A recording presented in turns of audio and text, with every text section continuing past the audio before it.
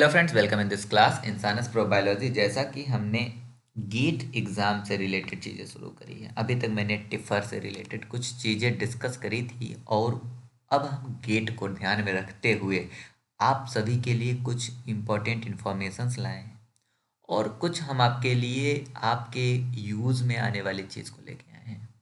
ये वीडियो सिर्फ उन बच्चों के लिए जो कि गेट सन 2023 दे रहे हैं, उन्हीं के लिए नहीं, अदर बच्चों के लिए भी इम्पोर्टेंट है जो इन फ्यूचर देना चाहते हैं गेट।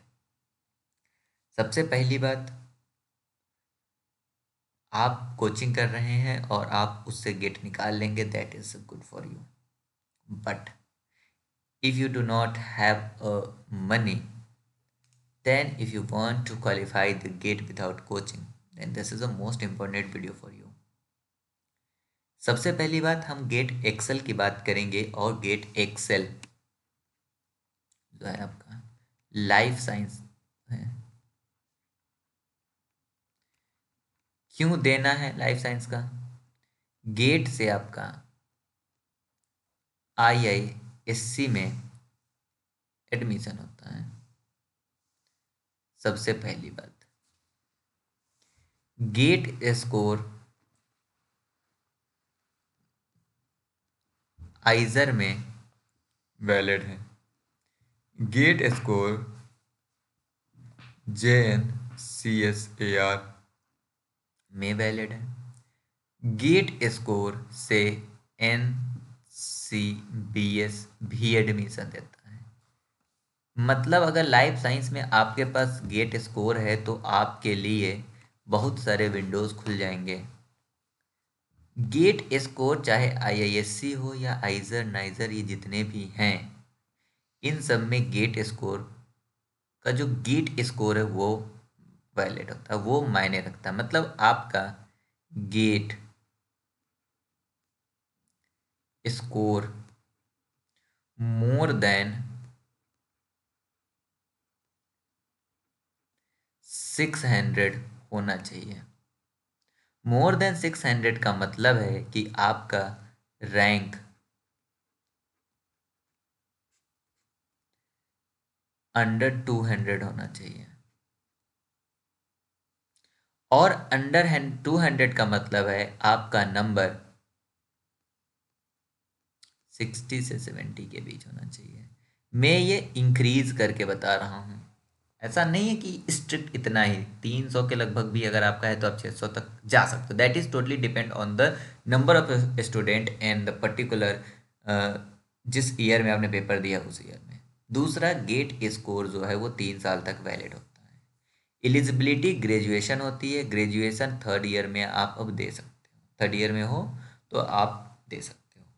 लाइफ साइंस से किसी भी सब्जेक्ट से रिलेटेड हो, आप ये दे सकते हो। गेट एक्सेल का पेपर पैटर्न जो है, एक तो सबसे पहले जनरल एप्टीट्यूड आता है, जनरल एप्टीट्यूड होता है। दूसरा, आपको 3 सेक्शन होता है जिसमें से सेक्शन P और प्लस आपको 2 सेक्शन और ऑप्ट करना होता है। इस 2 सेक्शन में आपके पास टोटल 1, 2, 3, 4 और 5 5 ऑप्शंस होते हैं, जिसमें बायोकेमिस्ट्री, बॉटनी, माइक्रोबायोलॉजी, जूलॉजी और फूड टेक्नोलॉजी, ये 5 ऑप्शन हैं। इस 5 में से आपको कोई भी 2 कॉम्बिनेशन लेना होता है। 2 कॉम्बिनेशन आपको इसमें से लेना होता है। एक्सेल केमिस्ट्री जो होती है वो कंपलसरी होती है और केमिस्ट्री 25 मार्क्स का आता है। टोटल ये आपका 60 मार्क्स का आता है, जो आपका 2 टॉपिक है, और 15 मार्क्स का जनरल एप्टीट्यूड है। मतलब आप केमिस्ट्री जो है, अगर आप BSc में हो तो आप केमिस्ट्री थोड़ा बहुत पढ़ते हुए हो। बाकी केमिस्ट्री जो होती है उसके लिए आपको NCERT बुक रेफर करनी चाहिए। और NCERT बुक, अगर आपने 12th लेवल की NCERT बुक आपने पढ़ रखी है तो आपकी केमिस्ट्री आप इजीली इस 25 में से 15 मार्क नंबर ला सकते हो। आपको ये चैनल जनरल एप्टीट्यूड की तैयारी करा रहा है, जिससे आप आराम से इसमें से 10 नंबर ला सकते हो। 5 2 25, 25 नंबर आपके हो गए। अब आप 60 में से आपको देखना है कि आप कितने नंबर तक लाते हो। आई विल सजेस्ट यू कि आप इसमें से 45 तक लाओ, जिससे कि आपका ये 70 नंबर तक हो पाए। पर 45 आएंगे कैसे, दैट इज आल्सो मैटर। ये डिपेंड करता है कि आप कौन से कॉम्बिनेशन को चूज करते हो। मैं अपने एक्सपीरियंस से कुछ कॉम्बिनेशंस बता रहा हूं, उसको आप ध्यान से सुनिए। पहला, सबसे पहला चीज कि आप बायोकेमिस्ट्री और जूलॉजी को कंबाइन कर सकते हो। पहला रीजन, जूलॉजी का सिलेबस और बायो केमिस्ट्री का सिलेबस और प्लस केमिस्ट्री का सिलेबस, ये दोनों 80% सेम है और ये तीनों 25% सेम है। जूलॉजी के अंदर बायोकेमिस्ट्री भी आती है, जूलॉजी के अंदर मोल बायो भी आती है, जूलॉजी के अंदर सेल बायो भी आती है, जूलॉजी के अंदर जो है आपका पीएचयूएच भी पढ़ाया जाता है। सेम बायोकेमिस्ट्री में आप बायोलॉजी केमिस्ट्री दोनों को पढ़ते हो, और केमिस्ट्री में ऑर्गेनिक मॉलिक्यूल्स जो है वो आते हैं, वो जूलॉजी में भी आपको कहीं ना कहीं पढ़ना होता है। तो सबसे ज़्यादा सिलेबस जो है यह ओवरलैप करता है जूलॉजी, बायोकेमिस्ट्री और केमिस्ट्री का। तो आप इसको एक ऑप्शन ले सकते हो और कम मेहनत में आप तीनों यूनिट को कवर कर सकते हो। That is the fun. But अगर आप बॉटनी बैकग्राउंड से हो तो आप बॉटनी ले सकते हो, और आप बॉटनी और जूलॉजी दोनों आपका बहुत अच्छा है तो आप इसको as a combine plus chemistry use कर सकते हो। थर्ड कॉम्बिनेशन में आप बॉटनी बैकग्राउंड से हो, आपकी एमएससी बॉटनी में है, तो आप बॉटनी को बायोकेमिस्ट्री के साथ कंबाइन कर सकते हो और बॉटनी बायोकेमिस्ट्री आप ले सकते हो। फोर्थ कॉम्बिनेशन में आप माइक्रोबायोलॉजी और बायोकेमिस्ट्री, बायोकेम प्लस माइक्रो ले सकते हो। हम आपको बता दें ये दोनों आप लोगे तो एक तो अगर आप बायोटेक से एमएससी कर रहे हो तो ये दोनों आपके लिए सरल है, क्योंकि आपने बायोकेमिस्ट्री पढ़ा होगा, माइक्रोबायोलॉजी भी पढ़ा होगा, और दोनों के कुछ कंसेप्ट ओवरलैप करते हैं, सिलेबस सेम होता है कुछ चीज़ों का। सेम इसी तरह आप जूलॉजी के साथ भी माइक्रोबायोलॉजी को ऑप्ट कर सकते हो, क्योंकि जूलॉजी और माइक्रोबायोलॉजी का सिलेबस भी सेम है। बॉटनी के साथ भी आप माइक्रोबायोलॉजी को ऑप्ट कर सकते हो, क्योंकि माइक्रोबायोलॉजी और बॉटनी दोनों का सिलेबस सेम होता है। अगर आप बॉटनी एमएससी कर रहे हो तो आपको माइक्रोबायोलॉजी उसमें पढ़ाया जाता है। फूड टेक्नोलॉजी के साथ आप माइक्रोबायोलॉजी ऑप्ट कर सकते हो, बाकी फूड टेक्नोलॉजी को बाकी सबके साथ भी ऑप्ट कर सकते हो। बट हम आपको ये कहेंगे, अगर आप फूड टेक्नोलॉजी यूज कर रहे हो तो हाईली प्रेफरेबल तो आप माइक्रोबायोलॉजी ही ऑप्ट करो, क्योंकि फूड टेक्नोलॉजी माइक्रोबायोलॉजी का 90% सिलेबस दोनों का सेम है। क्योंकि फूड टेक्नोलॉजी में भी आपको माइक्रोबायोलॉजी के कुछ चीज़ें पढ़ाई जाती है, क्योंकि फूड टेक्नोलॉजी में खाने को बर्बाद करने वाला माइक्रोब्स ही होते हैं, तो उसके बारे में पढ़ाया जाता है। मतलब दोनों जो है आपका मैच कर जाता है, तो इसलिए आप ये कर सकते हो। मैं खुद जूलॉजी बैकग्राउंड से हूँ, due to this reason I always highlight that कि मुझे बॉटनी का इतना ज्ञान नहीं है, इसलिए मैं ये कहता हूँ कि आप zoology biochemistry, that is the best. In case of the me, अगर हमसे कोई पूछे तो that is the best combination for the excel, zoology और biochemistry. Second, zoology and microbiology also the best combination. इसको भी मैं बहुत अच्छा मानता हूँ। रीजन क्योंकि मैंने इन्हीं दोनों कॉम्बिनेशन के साथ गेट क्वालिफाई किया है। Zoology microbiology, biochemistry zoology. Zoology मेरी एमएससी है, इसलिए मैंने जूलॉजी को हमेशा ऑप्ट किया है। लेकिन इसके अलावा भी जितने पॉसिबल कॉम्बिनेशंस थे वो मैंने बताए। जिसके पास पैसा नहीं है, जो कोचिंग अफोर्ड नहीं कर सकते हैं, वो किस बुक को रिफर कर सकते हैं। ये जो बुक मैं बता रहा हूँ that is a freely available online. तो आप इस चीज को ध्यान में रखिए कि जो भी बात हम आपको यहाँ पे बता रहे हैं, ये इसमें आपको पैसे नहीं लगेंगे। दूसरा, अगर आपको इसमें से कोई भी बुक चाहिए होगा तो आप हमें जस्ट मेल कर सकते हैं। मेल आईडी आपको कमेंट में मिल जाएगा या मेरे चैनल पे मिल जाएगा, तो आप हमें मेल कीजिए। आपको गूगल फॉर्म नीचे मिल रहा होगा लिंक में डिस्क्रिप्शन में, उसको भी फॉर्म फिल करेंगे तो भी आपको मेल आ जाएगा।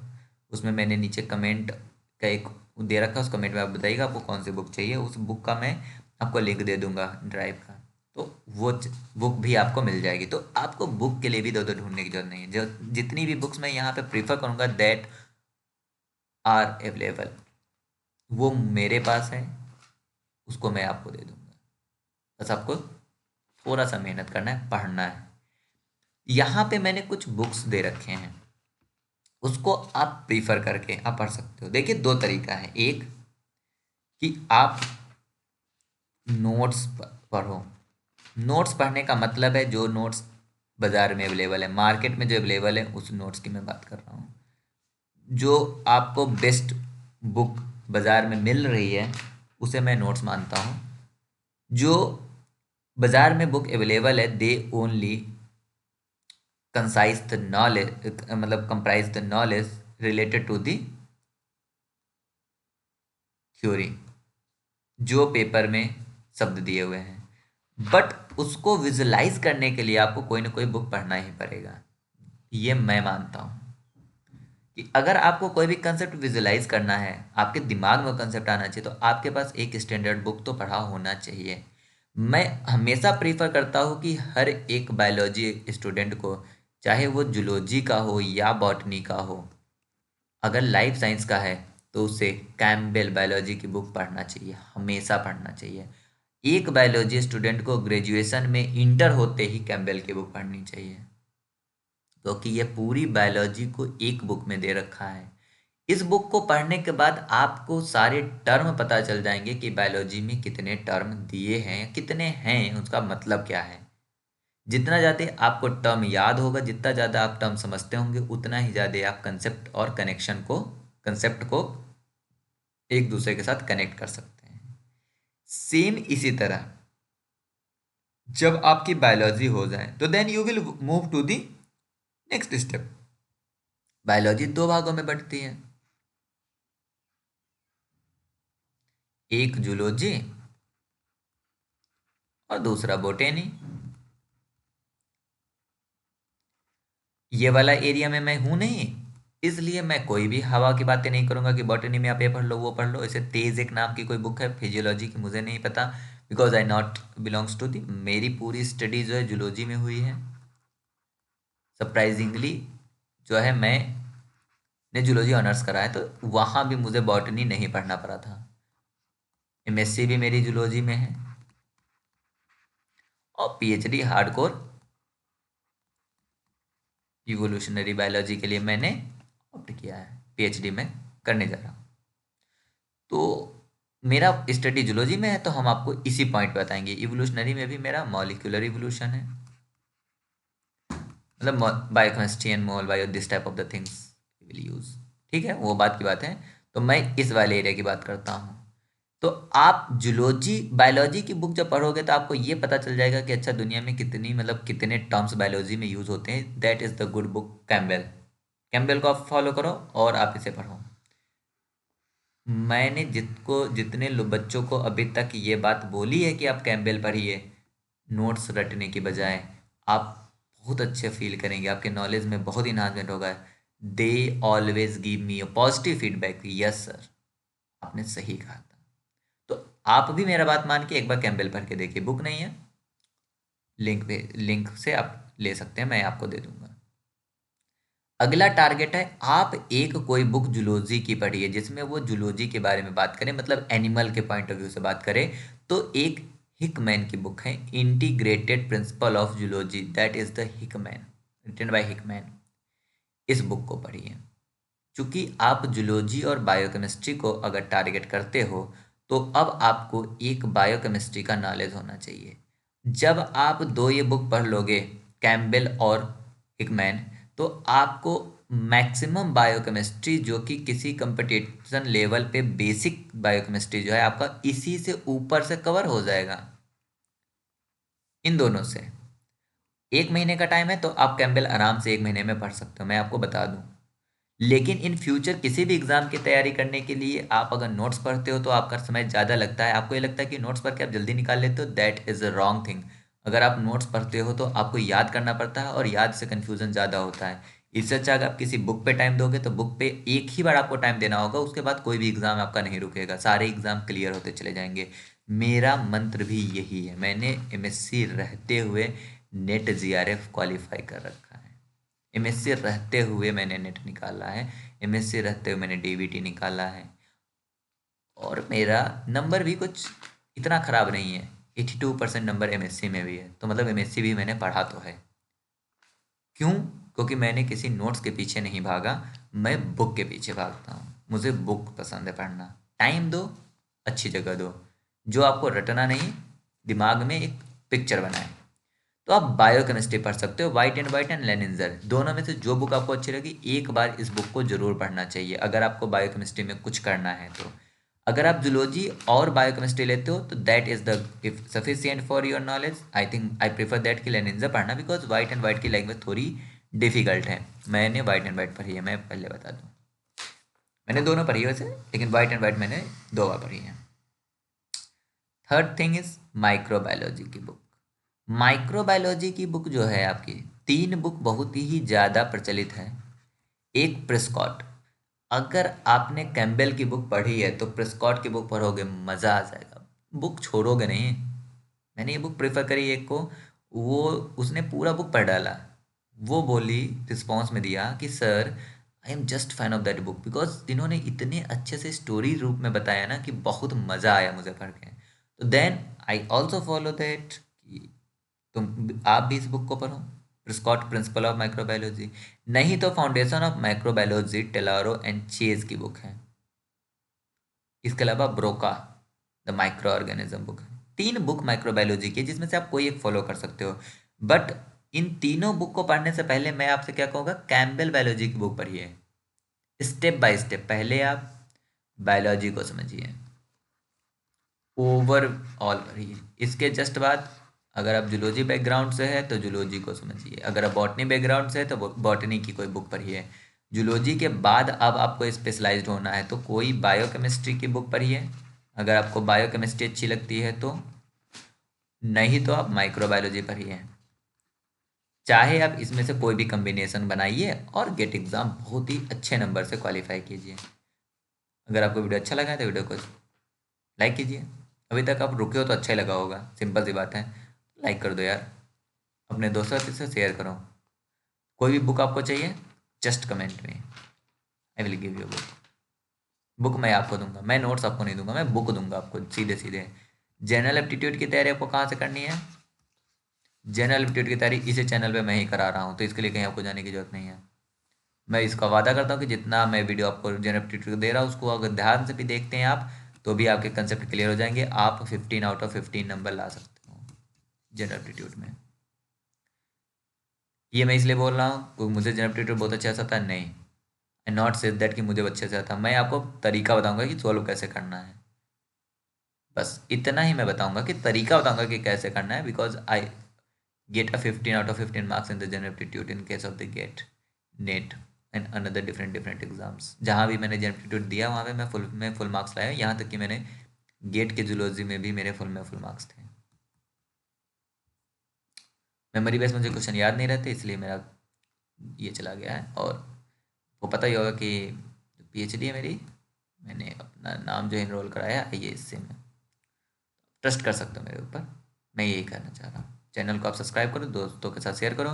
अगला वीडियो में ईवाई को लेके आऊँगा कि ईवाई के टारगेट कर रहे हैं तो उसके लिए क्या ज़रूरी है। उसके बाद मैं गेट को बीटी को लेके आऊँगा और फिर मैं एक वीडियो बताने वाला हूँ आपके जूनियर्स के लिए। तो अगर आप एमएससी में हैं तो अपने जूनियर्स को ये चैनल ज़रूर शेयर करें, क्योंकि उनके लिए बहुत ही इंपॉर्टेंट वीडियो, उनके ऊपर एक बुक्स की लिस्ट लेके मैं आ रहा हूँ। Thank you for watching this video.